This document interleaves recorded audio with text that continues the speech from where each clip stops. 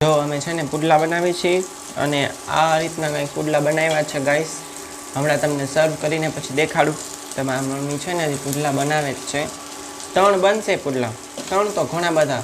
પછી સાથે નાસ્તામાં કેટલું બધું છે હું તમને હમણાં દેખાડું. ઓકે,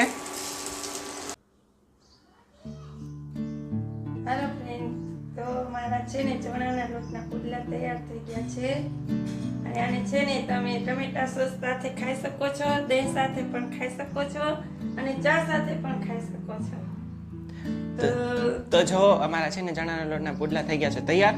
અને અમે છે ને મારા મમ્મી આને સર્વ કર્યું છે ચણાના લોટના પુડલા સાથે.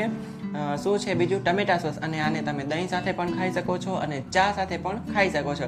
તો પુડલા માટે એક લાઈક જરૂર ને જરૂર કરજો. મારા મમ્મીએ બહુ મસ્ત પુડલા બનાવ્યા છે.